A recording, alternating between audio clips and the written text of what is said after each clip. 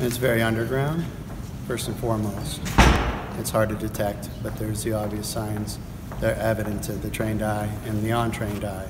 An animal that is severely scarred or fresh wounds on that animal as well.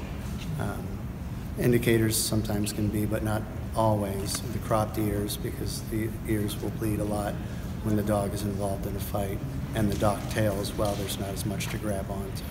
You feel there are small, big operations and a fair amount of it going on in Harrisburg? I believe that is correct, yes.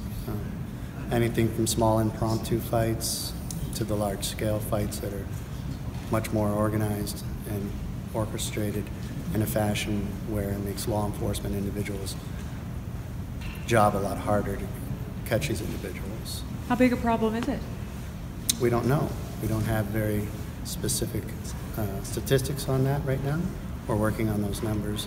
We've had a couple of busts in the past year that were significant, that led to 3 felony dog fighting charges being brought forth. That's still pending in court. So it's somewhat significant. That I would agree with that statement, yes. Are they being held in people's yards, or where are the fights happening? Typically in the winter months, we'll find that dog fighting occurs mostly in people's basements, abandoned warehouses, garages, more enclosed area away from the public eye. In summer months, you can find them anywhere. Bringing the dog fighting aspect, or quote-unquote sport, indoors keeps it more contained. But there's tall tale signs, a lot of vehicles, a lot of people in attendance. You'll find an unusual amount of individuals. And when the dogs fight, it's not an average bark that you hear. It's more of a high-pitched squealing bark, because the excitement of the animals doing what their owners have trained them to do. That being dog fighting. The ones that you've made arrests in, have the dogs survived or not? We recovered 1 canine from the dog fighting bust that took place last April. That animal is in a non-disclosed location pending the outcome of the trial. What happened to the other one? The other animals that were involved are with the owner.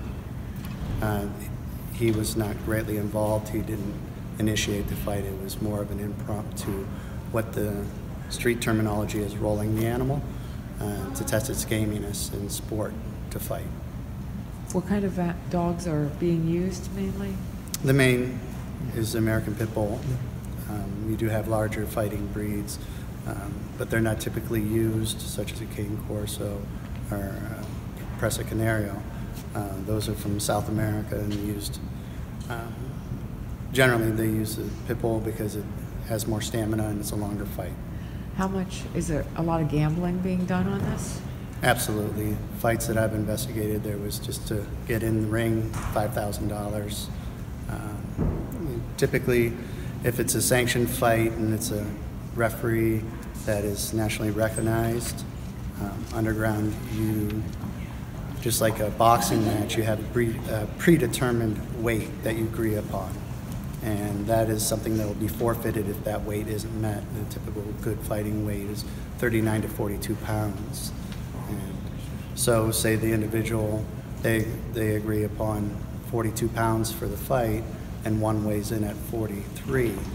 The opponent has the choice to forfeit the fight and take the front money. It was typically $500 to $1,000, or continue with the fight and still take that money on top of the purse. How many people show up for these? Some of them can just be impromptu, where it's just several individuals, and I'm aware of cases where there are hundreds in attendance. Here in Harrisburg? Not in Harrisburg, no. More the busts you had were more several, would you say? Pardon me? The busts that you've done here, several people? This occurred in an outdoor arena, environment. So it was the spectators that were involved weren't actually paid spectators. They were just people that were on the block that witnessed what had happened. In the state of Pennsylvania and throughout the United States, it's illegal to be in attendance of a dogfighting match. What kind of felonies are the people that you've arrested? What do they face? Well, House Bill 1238 just changed animal cruelty law. I don't know the exact specifics, but it's up the ante for dogfighting and other animal cruelty-related offenses. So, is that fine or? They're looking at, if you're convicted on felony dogfighting, you will go to jail. So are people breeding dogs specifically for this purpose?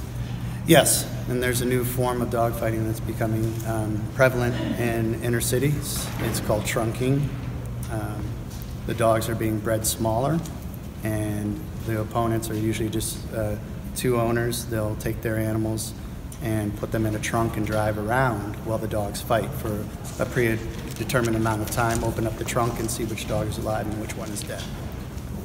How did it get to Harrisburg, or has it been around here for a while? Or? We have not had any solid cases of trunking, but it is moving up from Florida and the southern states, and it's becoming popular because it's less detectable. What they'll normally do is play loud music and drive around, and at the, say, for 15 minutes or 30 minutes, and then the outcome, they open up the trunk and see who the victor is.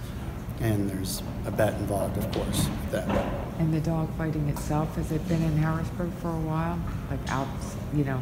Yes, ever since my tenure with the Humane Society of Harrisburg, we've seen strong indicators of dogfighting, the presence of dogfighting, with typical scarring, fresh wounds on the animals.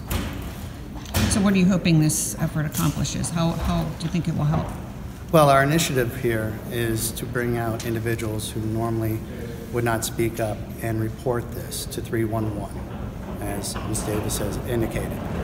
We're going to go ahead and we're going to look up and we're going to follow up with every complaint that we receive. We can remain anonymous. We encourage the citizens of Harrisburg that are fed up with this kind of activity to step forward and speak. We've had a really great response thus far, and we're hoping that continues and will lead to some arrests to get some of these individuals off the streets. It's not only here, it's all over the country, of course, but we really want to engage our community in trying to stamp out this horrible thing that happens, you know, to animals. We have received and are now working to have a media campaign. It's the start of an online campaign. We've been putting out Facebook ads, and we've been receiving just wonderful response from citizens saying, thank you for letting us know about this. Thank you for letting us know what we can do to help your officers in stopping this. And so really it's just another push to let people know we're concerned, we are putting the word out, and there are ways that you can help by reporting any problems you see, anything that causes you concern, reporting it to 311.